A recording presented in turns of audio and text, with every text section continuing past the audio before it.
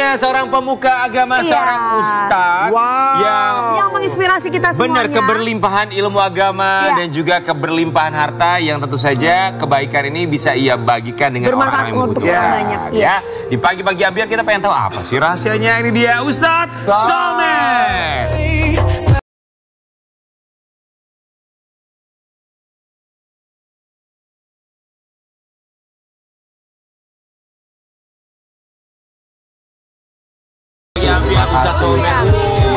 Terima kasih. Luar biasa nih.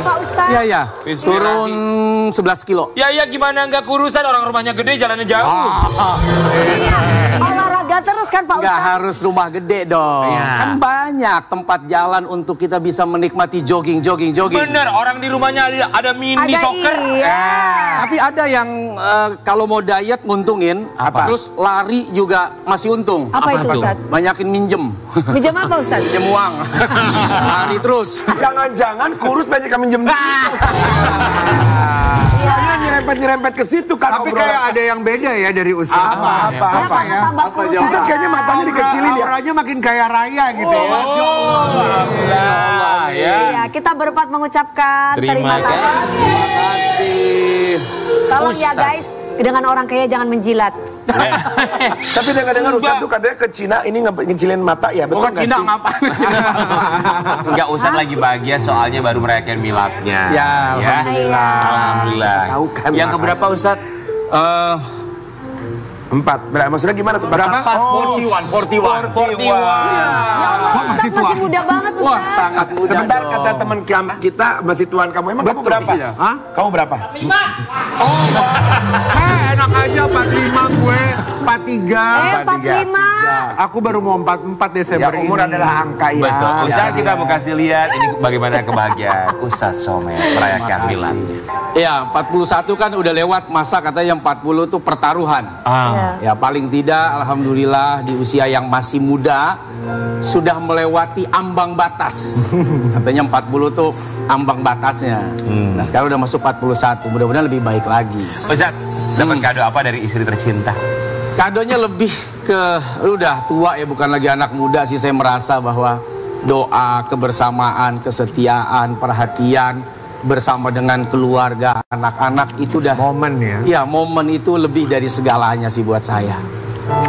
Dan paling tidak sampai hari ini, sampai saat ini istri masih diberikan rasa cinta dan sayang, saya juga masih diberikan rasa cinta dan sayang, anak-anak juga masih diberikan kesehatan. Buat saya itu hadiah dari Allah yang istimewa. Betul. Lebih dari segalanya gitu ya. Ustadz, kan ada orang yang bilang, katanya kalau mau doanya diwujudkan, itu tuh selain harus ikhtiarnya juga berdoa, juga harus membayangkan apa yang ingin dicapai beberapa tahun ke depan. Apakah di usia 41 tahun ini seperti bayangan Ustadz beberapa tahun yang lalu? Punya istri yang cantik, istri yang setia, punya anak-anak ganteng, pintar, termasuk juga punya rumah yang luasnya sangat luar biasa. Semoga bisa menginspirasi yang lain untuk berusaha mendapatkan apa yang mereka inginkan. Ya. Saya itu lahir dari keluarga yang mungkin sederhana, boleh dibilang mungkin masih kategori di bawah sederhana lah. Rumah waktu itu 3x4 masih ngontrak, orang tua kena tipu, rumah dijual habis-habisan. Dari punya ngontrak sampai tersisa 3x4 doang. Saat itu saya cuma bilang, ya Allah, satu waktu saya kepengen banget punya rumah, bisa tinggal sama orang tua, tinggal sama istri, tinggal sama anak-anak. Terserah engkau dari mana jalannya. Cuman itu.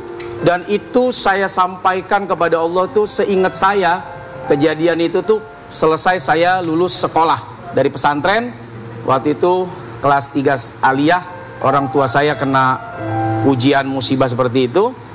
Ya saya mohon sama Allah, ya Allah saya pengen ini. Dan subhanallah dikasih tuh sama Allah Subhanahu wa taala. Istri yang sangat luar biasa dengan segala macam perjuangannya. Kita mau kasih lihat yang satu ini.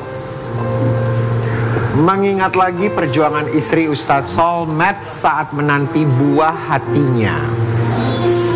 Kalau mengingat dulu kan sulitnya untuk mendapatkan buah hati ya Ustadz ya. Apa yang Ustadz ingat ketika proses-prosesnya untuk mendapatkan buah hati? Ya, waktu habis nikah tuh kan saya, apa orang bilang honeymoon. Tapi kita ke Mekah kan? Kita ke Mekah, kemudian kita umroh dengan keluarga. Nah saat itu saya melihat ada seorang bapak ya, gendong anak di atas pundaknya, dia tawaf nih. Nah, saya bilang sama Allah, ya Allah, saya kepengen banget punya anak, nanti usia 7 bulan, saya mau bawa nih anak saya mau gendong kayak begitu, saya mau ajak dia tawaf. Subhanallah, 1,5 tahun berlalu, saya dapat tuh. Dan benar-benar di usia 7 bulan, saya bawa anak saya, si Sultan, saya gendong di sini nih. Sampai turun perut saya. Saking anak saya kan gemuk. Karena saya nepatin janji, jadi tawaf saya itu saya gendong betul-betul. Dan saya yang menggendong langsung, karena saya pernah sampaikan itu di depan Ka'bah. Tapi perjuangan April Jasmine sebagai seorang istri seperti apa? Dan juga sebagai seorang Istri. ibu. Iya, saat itu April sebenarnya pasrah karena dia tahu saya ini anak tunggal, pernah punya masa lalu. Kemudian pasti ayah dan emak saya itu pengen cucu. Iya. Nggak ada lagi yang diharapkan kecuali dari saya kan. Saat itu April tuh pernah merelakan dirinya untuk saya nikah lagi. Itu luar biasa tuh. Gak apa-apa, kamu nikah lagi aja, Bi. Nanti kalau punya anak, ya biarlah aku asuh anaknya, nggak apa-apa. Waduh. Tapi saya nggak kasih diri saya untuk ngambil apa itu namanya kesempatan itu. Itu tingkat keikhlasan yang begitu tinggi ya? Buat saya itu sudah kategori pasrah ya. Karena melihat mungkin saya, kemudian emak saya yang sudah tua saat itu, ayah saya yang pasti punya harapan besar, cucunya. Kalau April kan semua keluarganya kan anak-anaknya udah punya, kecuali yang dari saya doang nih belum.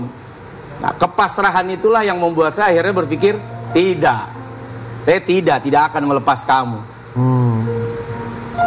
Bagaimana saya mau melepas kamu di saat kondisi seperti ini kan? Itu tuh janji berapa tahun yang lalu? Itu pas hampir 1,5 tahun ya perjalanan kan, 1 tahun menunggu anak itu kan. Kayak lama banget. Ya, Berarti berapa tahun yang lalu tuh janji itu? 2000 berapa? 2011 ya. Kalau saya sekarang menikah, janjinya kan? masih berlaku nggak? Ya itulah yang saya pengen minta lagi, masih berlaku nggak itu kalau Gimana sih Ustaz? Pernah nggak itu ditanyakan lagi Pak Ustaz?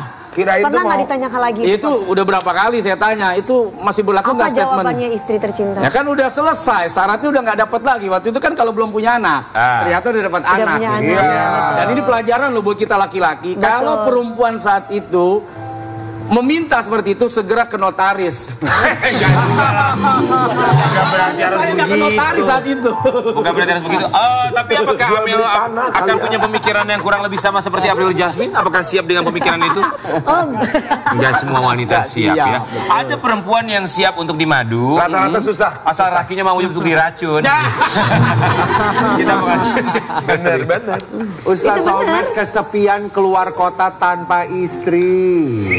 Sering ya, sering. Iya, kemarin baru pulang dari Sulawesi Selatan. Jauh Emang pergi. berapa hari sih Ustaz kalau keluar kota emangnya? Apalagi kalau Ngelendong. kondisi lagi pas apa ini musim, orang bilang musim acara Maulid ya kan.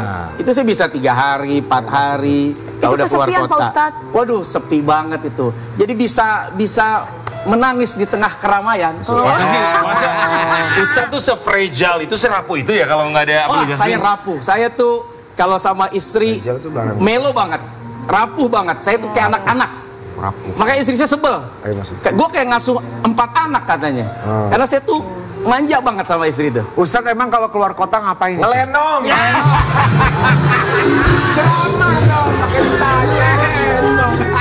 Enggak, dia aneh. Dia nanya Ustaz keluar kota ngapain? Masa ngelenong? Saya amat. Dengar ya, Ustadz ini bukan cuma ceramah, dia juga Pengusaha. pebisnis, Iya, tahu. pengusaha.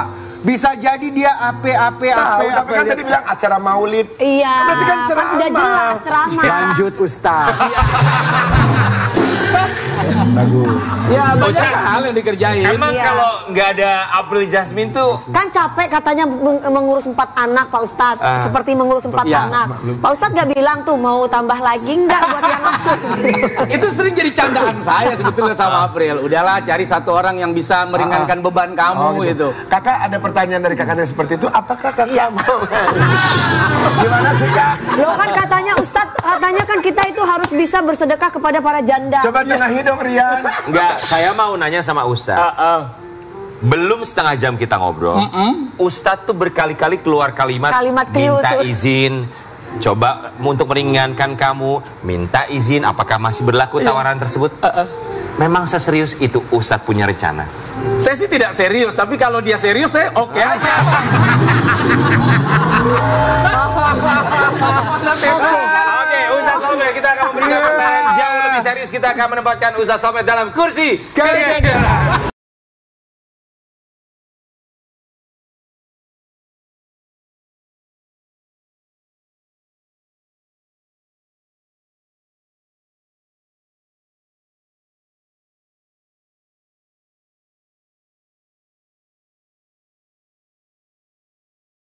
Oke, Pertanyaan pertama. tolong dijawab sejujur-jujurnya. Apakah Ustadz Solmed ada niatan untuk melakukan poligami? Namanya manusia kadang-kadang terbesit rasa itu. Tapi balik lagi ketika mengingat perjuangan, perjalanan seorang istri yang bersama dengan kita. Dari awal gitu Ustadz. Itu bisa membuat kita tuh terfilter akhirnya, sudahlah. Baik, apa tanggapan Ustadz Solmed tentang netizen yang sering mengatakan bahwa Ustadz Solmed merupakan Ustadz yang doyan flexing? Ya, pada akhirnya Instagram itu bisa menjadi momen kita menyampaikan berbagai macam hal. Betul. Kebersamaan, kebahagiaan, kesuksesan, apapun itu. Tidak hanya kategori misalnya teman-teman selebriti, tapi juga siapapun, tokoh politika, dia menyampaikan kesuksesan politiknya, menyampaikan kesuksesan dalam jabatannya. Bahkan mungkin yang cuman pedagang asongan, dia juga senang, lalu kemudian menyampaikan suksesnya jualan asongan. Jadi buat saya, flexing tidak flexing itu adalah tergantung orang yang melakukannya. Tapi Ustadz kan katanya kalau misalnya terlalu sharing di media sosial takut ada penyakit ain gitu, gimana menurut Ustadz? Ya pada akhirnya kita harus menyerahkan apa yang kita punya sama Allah. Betul. Masya Allah, tabarakallah. Apapun yang orang puji, ini nggak ada apa-apanya. Ini semua adalah karena kebaikan, rahmatnya Allah Subhanahu wa Ta'ala. Inspirasinya itu ya, Inspirasinya itu. kita Oke. ikhtiar doa dikabulkan. Pertanyaan selanjutnya. Apa tanggapan Ustadz Solmed tentang Ustadz yang suka pasang tarif saat ceramah? Ya. Ini mohon maaf ya Ustadz, pertanyaannya ya, agak-agak Ustadz. sedikit Iya, emang bukan Ini kan dari kami, Pak Ustadz. netizen juga. netizen. Ya, saya nggak pernah pasang tarif, tapi selalu dibayar. Ya jadi bahasa halusnya gimana? Nggak, maksudnya kalau diundang kayak ke Makassar, itu gimana caranya? Apa sih nanya berapa Ustadz? Apa ridersnya? Ada ridersnya, regulasinya apa? Ya, ketika ada pertanyaan berapa Ustadz, saya akan balik tanya, ya situ maunya berapa? Karena sudah bertanya kan? Iya. Ketika sudah bertanya berapa, ya saya akan balikan, ya maunya berapa? Kalau saya bilang saya cuma punyanya 1 juta, Ustadz. Ya alhamdulillah, dolar kan? Ayo. Udah paham Ya nggak tuh, Mbak? masa sekelas garam masih 1 juta rupiah? Dolar dong. Kalau kita main loh. Emang sih kan susah sih, capek jadi. Ya jangan pernah dilihat dari angka lah ya. Kan ini Kalau bukan- ngomongin angka mah nggak akan ada habisnya. Kan ini bukan sosial, bukan badan sosial. Ya artinya begini, saya memahami bahwa kadang setiap orang punya acara itu mereka sudah menyiapkan segala hal. Dan saya yakin ketika diundang, ya kepasrahan itu pasti disesuaikan dengan kemampuan mereka. Iya, betul. Jangan pernah melihat dari angka, Jadi- tapi keberkahan apa yang bisa diberikan. Walaupun keberkahan itu juga ada angkanya di dalamnya. Kita akan melihat lagi hanya di pagi-pagi.